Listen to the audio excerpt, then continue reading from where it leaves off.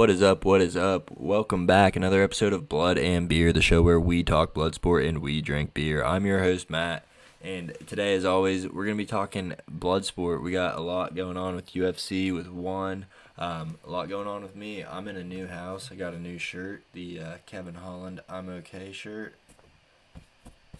Let's go. This is just a temporary setup. I'll get something more permanent here shortly, but yeah. A lot going on. I'm going to the fight this weekend for UFC, so that's going to be awesome in Columbus, Ohio. Can't wait. And I didn't have time to go out and get a craft beer today, and everything they had at the gas station's already been on the show. So, I'm going with Bud Light aluminum bottle. I'm a big fan of the Busch Latte. The Bud Light, it's to me, but we're going to rock this shit. We're going to pound them down, and then we're going to talk 1X. We got UFC Fight Night Columbus. A lot going on. So let's drink some beer and talk some blood sport. Let's go.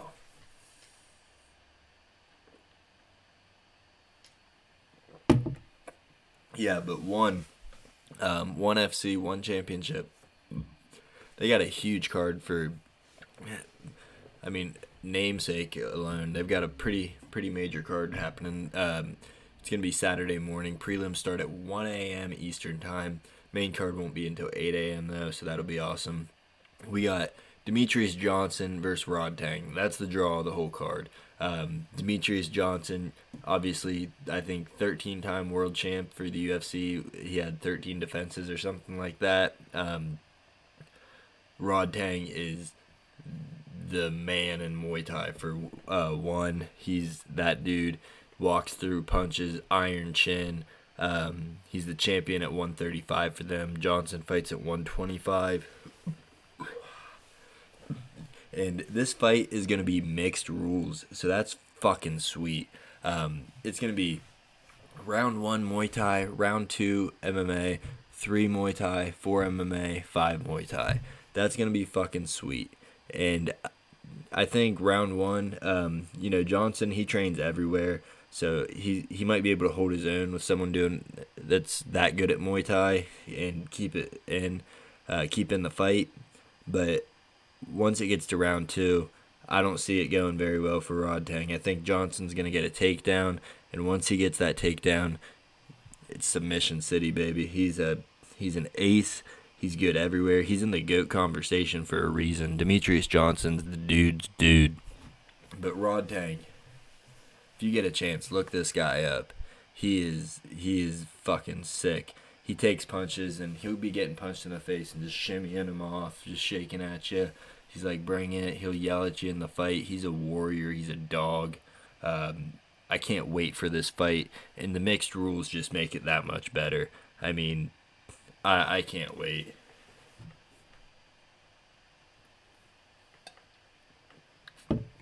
And then another fight on the card, two guys that have already fought. Demetrius Johnson under the one banner.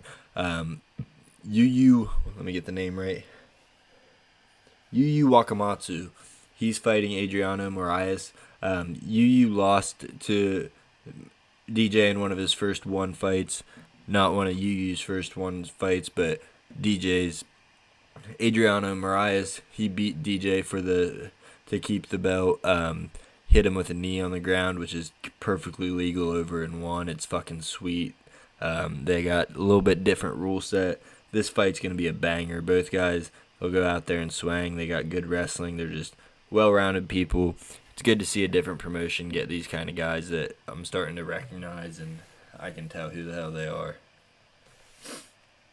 Yeah, so that's for the 125-pound belt, and it's going to be a fucking battle.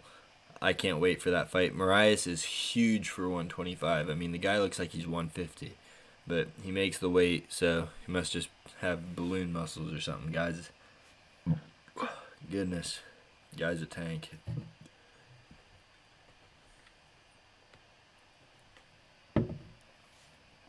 Moving on, we also got Angela Lee, of the Lee family, who's been dominating one.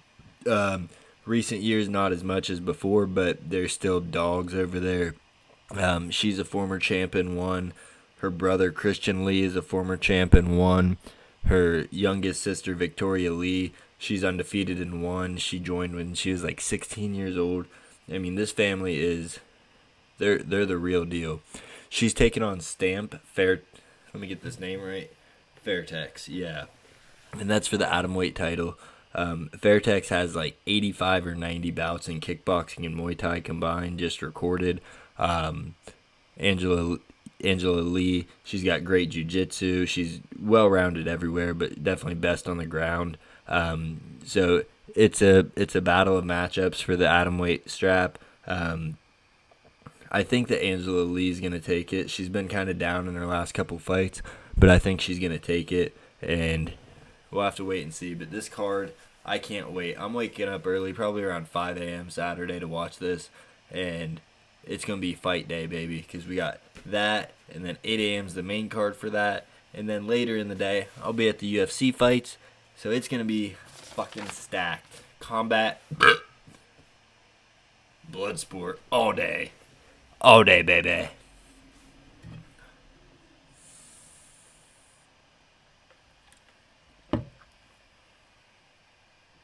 Alright, yeah. And then UFC Fight Night Daukus versus Blaydes. Blaydes versus Daukus in Columbus, Ohio. I'll be making my picks on some of these fights. We're only going to go over a few of them. And then we'll jump into the MMA combat sports news around the world. First fight we'll be going over, though, is scheduled to be on the prelims. Everyone knows it's subject to change. Max Griffin versus Neil Magny. And this fight is going to be a banger, I feel like. Possibly fight of the night. That or we'll get into the other fights in a little bit. But Neil Magny, he's good everywhere. Good wrestling, good jiu-jitsu. He's got a lot of submissions. His striking's there. He uses range really well. And when you close range on him, he's got the elbows and the knees to fuck you up. He's a dog. He's taking on Max Griffin, who calls himself a legend killer. He took out Carlos Condit last time. Max Griffin's coming in there to rip your head off every time. I think Magny, he's not over the hill yet. I think that he's going to be able to outstrike Max Griffin and probably hurt him and put him away. So I got Neil Magny for the pick, but I don't know if it'll be decision because he can grind you out or he can put you out. But I think Neil Magny's got more tools to finish Max Griffin and better defense to avoid those big strikes. All right. Then we got, I think his name's the Snake or the Cobra, Alexei Oleinik. He's taking on Ilir Latifi.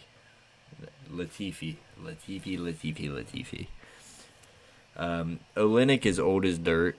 He's been fighting forever. He's got like 76 or 77 MMA fights. Submission god. Dude gets you on the ground and he'll put you in an Ezekiel choke and just like that. He'll find it so quick. He's got such long arms. In at heavyweight, dude can take a punch. He's been knocked out a bunch, sure, but not like slept cold. When he's getting hit, he'll sit there and headbutt your punches. Just guy's weird. He's trying to break your hand when he does that. He's taking on Latifi, Latifi's a dog, power puncher. He's been down a little bit in his last couple fights. He's got submissions too, but you're not going to fuck with Oleinik on the ground. I think Latifi wins by just keeping it at range, and when Oleinik's going for the takedowns, stuffing him or fighting to get back up right away, not giving up his back. I'm picking Latifi, but with someone like Oleinik, you never fucking know. He's on a bit of a skid.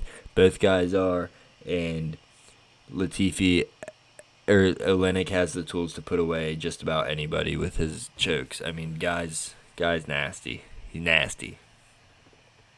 Then the fight I'm looking most forward to, Brian Barberena versus Matt Brown. These guys are both warriors. They put on a show every time out. Matt Brown, Columbus, Ohio.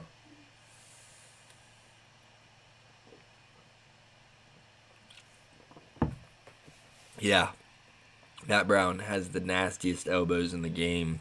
He's got good power. He's got good wrestling defense. He can fight you in the clinch, which is good for those elbows. He can fight you at range. He can keep you from getting the takedowns. Fighting Barberena, who has some seriously heavy hands, and when he senses blood in the water, he jumps on you, goes after it. He's on a bit of a skid. I think he won his last one, but other than that, it's kind of been up and down for the guy. It's going to be a close fight, I think. Probably if Magny Griffin isn't the main event or the bonus winner, I think this will be. I got Matt Brown, the hometown hero, taking the dub. Let's go, Matt Brown. I'll be so sad up there if he doesn't get it. Forgot my trash cans right there. All right, and then another fight that's going to be awesome. This one has some serious implications on it. It's Kai Kara France versus Askar Askarov. Kai Kara France is coming off of a pretty sick KO of Cody Garbrandt. Askar Askarov is undefeated. He's got one draw. He's got suffocating wrestling. He's got good stand-up. He's a serious contender at the 125-pound weight class. Kara France is too, though. He says that he wants a title shot. This is the way to get it, by taking out the guy that nobody can take out. I think Askarov's going to take it, but Kai Kara France, I mean, that city kickboxing team, they got good takedown defense, and he's solid. He's got some heavy hands. He's a little forgotten about just because of his record, and he has lost some fights that he probably shouldn't have, but it's going to be a battle. I'm picking Askar Askarov by decision, but Kara France definitely has all the tools to get him out of there, get the knockout, and finish him off. Or he could do what Tim Elliott did in Tim Elliott's last fight. If you saw that, came out like an absolute fucking wild man against Tigir Ulanbekov, and he just dumped his energy in the first 2 rounds, and then the third round he lost that one, but he won the fight by winning them first 2. Kai Kara France can do an energy dump type of thing, or he can go out there and try to get the knockout, but I'm seeing this more so for Askar Askarov. Either way, I think the winner is going to get the title fight after Moreno figure things out. We'll talk about that in a second. But, yeah, this is definitely a title eliminator at 125. And then Joanne Woods taking on Alexa Grasso. That's going to be a good fight. I'm picking Joanne Wood just because of the experience there. These fights, they can go either way. I don't think either are really that close to title contention yet, so I'm not too high on this fight. And neither of them are real knockout stars, so picking Wood, but I don't think it's going to be the best fight. That's the co-main event as of right now, so hopefully they show up and they show out, but we'll have to wait and see. And then for the main event of the evening, we have Curtis Blaydes versus Chris Daukus, brother of Kyle Daukus. Chris Daukus, he recently got knocked the fuck out by Derek Lewis, and Curtis Blaydes also got knocked the fuck out by Derek Lewis. So what a matchup. I think they both happened in 2021. Blaydes has hands down the best wrestling in the heavyweight class. He's suffocating. He got good takedowns. Chin's not there, though. He's been knocked out a few times. Chris Daukus, he has good wrestling defense. He's really good everywhere. He's got quite a few knockouts under his belt, so some heavy hands on the guy. He's an ex-cop, so I don't know if that does anything for you in there. Maybe helps you stay composed if you've been in those kinds of situations. I don't know, but I'm thinking this fight is going Blaydes' way. His wrestling is just too much for everybody who's not Francis Ngannou or Derek Lewis. Daukus, his path to victory would be by just outworking him, gassing him every takedown, get up right away, make Blaydes exhausted, come in with just the best gas tank of your life. But I'm thinking it's going to be Blaydes with some suffocating wrestling, just takedown after takedown, 5 rounds. I don't think he's going to get him out of there because he doesn't really have a huge submission threat. But I like Daukus. I think Daukus has a puncher's chance. And I think this Columbus crowd's going to be super fucking lit. Daukus is from Philly. Blaydes is from Illinois or Indiana, so they're meeting in the middle up here in Columbus, Ohio. We'll have to wait. We'll have to wait and see. I can't wait for this card. I'm going to be there. I'm going to be wearing my Free Cain Velasquez shirt because, Free Cain Velasquez. And it's going to be just a fucking blast. I really can't wait. I've never been to a UFC event before, and I'm going to try to do everything I can up there, like as far as events or fight day things they got going on. I'm going to head up as soon as one ends, the one fighting event ends, and then just get straight to it. Start getting beers in me before I get blood on me. Can't fucking wait.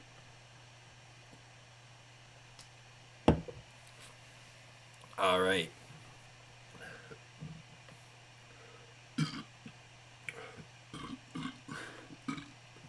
Man, this Bud Light gives me some baby burps. We're going to finish this off, and then we're going to jump into some more blood sport news, baby. Yeah.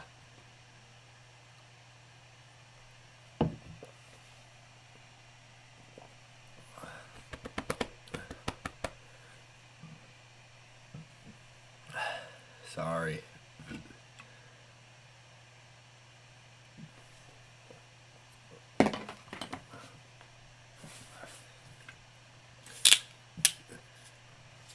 Yeah, so we got blood sport news coming up. UFC has said that Figueiredo versus Moreno 4 is what's next. I really can't wait because these guys put on wars every time out. I don't think they've ever had a fourth fight in a series like that, but when the first one's a draw, the second one Moreno wins, third one Figgy wins in super close fashion, you need a fourth one, find out who's better, and say that's it, because we can't do a fifth. We just can't. And the winner of that's probably going to fight the winner of Kai Kara France versus Askar Askarov. So they'll probably fight Askar Askarov. We'll have to wait and see. We'll have to wait and see what the fuck's going on with that. Jorge Masvidal and Colby Covington getting a physical altercation at a steakhouse. And then Jorge Masvidal snitches on himself all over social media, saying he knocked Colby's tooth out. They said that there's like 4 or 5 guys with Jorge, and it was kind of a sucker punch. I don't give a shit. We saw who won in the ring. Yeah, I get Colby was talking about your kids or something, but doesn't sound like you really said bad things about your kids. Sounds like you're just salty at this point that you got your ass beat. That's my opinion. I love Jorge, but that's kind of a bitch move. You had 25 minutes to do something about it, and you didn't. You didn't do shit. You didn't do shit about it. And speaking of physical altercations, Chael Sonnen, if you remember, got in a physical altercation back in December in a Las Vegas hotel where he beat the shit out of like 5 dudes. He's now facing 11 battery charges from that. Hopefully he gets dropped because it sounds like it was kind of self-defense, but it sounds like he really fucked up all 5 of these dudes at once, which is super badass. He's undefeated, undisputed, the best of all time, and the best talker. Better than McGregor. He's got just the best shit talk, the best comebacks. He fucks with your head when he fights you. He's the GOAT. The GOAT.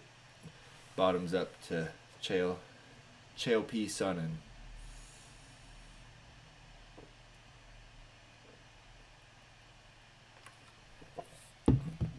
All right.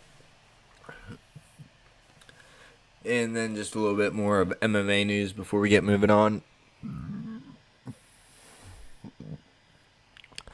Good fucking Lord. That was probably pretty offensive to the Lord up high. Yeah, more MMA news and then we'll move on. Bellator champion Sergio Pettis is out of the Grand Prix at 135 for Bellator. He got an injury. So in his place, Juan Archuleta is stepping in to fight for the interim title, which is weird in a Grand Prix because this is going to be like a 1.5, 2 year thing. So is Archuleta going to fight other people for the next 1.5 or 2 years? And then the winner of that fights the winner of the Grand Prix? Or I don't know what's going to happen. They should have just let it be and had the winner fight Sergio at the end if Sergio still had it. I don't know. It's weird. It's a really weird thing to do a interim in the middle of a Grand Prix when the champ's out of it. Grand Prix should be to see who's gonna get the next shot. But oh fucking well. And then other things that I've seen in the news. What's his name? Alexander Usyk. I forget his first name. God damn it. Alexander Usyk. He's fighting Anthony Joshua again. They're going to run it back.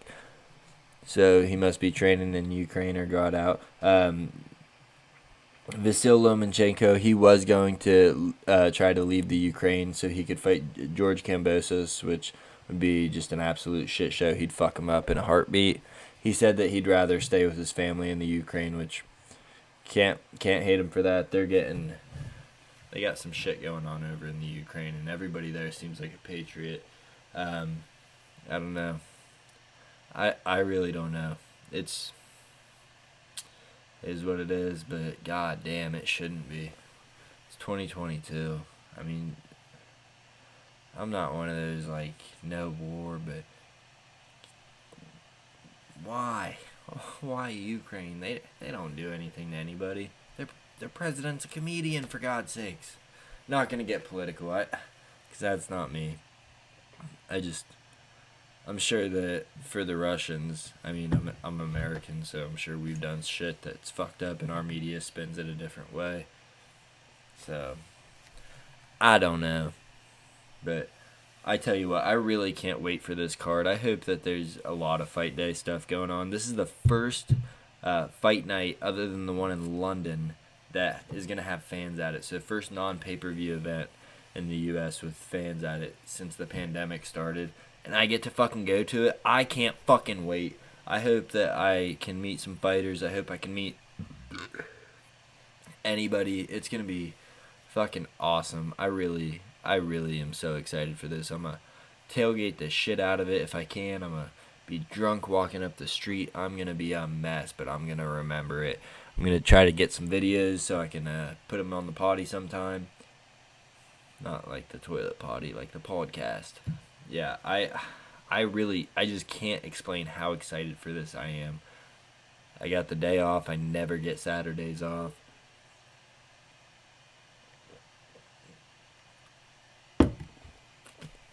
I don't know. And then, real quick, I'm gonna do something. Probably nothing new since I started, but it seems like every time I start recording this shit, there's new MMA news that drops, and I just barely miss it. So I'm gonna check that shit and see what's going on real quick, and then world number 1 tennis player retired, so that's something. Yeah. Oh, Arnold Allen, he's calling out Calvin Kattar. That would be a good fight. Both guys, warriors, good boxing. That'd be a hell of a matchup. Hector Lombard, he's in Eagle FC now, and he's wanting Tyron Woodley to join. I don't think Tyron Woodley would join. Just because why he made his nut off of that Jake Paul fight throwing it. Logan Paul, I remember he was talking to Dana White the other day on his podcast, and he was like, if I ever wanted to fight in the UFC, would you let me? He's like, I'm not saying no. That would be fucking huge for no reason other than it's Logan Paul. I don't think that he would do well. I know that he's got wrestling, which is great. But MMA wrestling and regular wrestling are completely different things. Because you get them down, you're going to find that submission that they're fighting you to not get when you've never trained that shit or you've only trained it a couple months. No, you are not. And the UFC's not going to let a fighter throw a fight for you. It's just not going to fucking happen.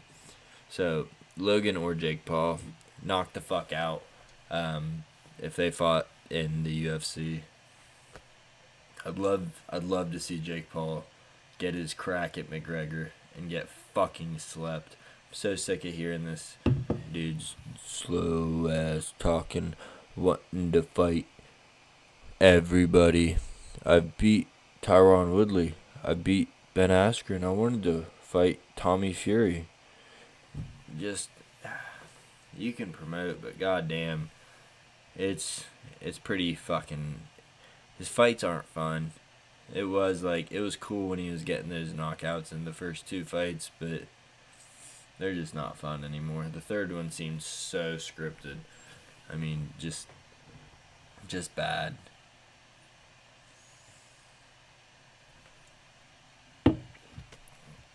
I think that's all I have for you today. I've just been kind of rambling and bambling on.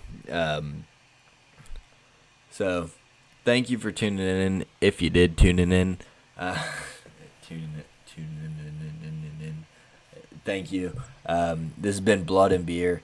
We're talking blood. We're drinking beer.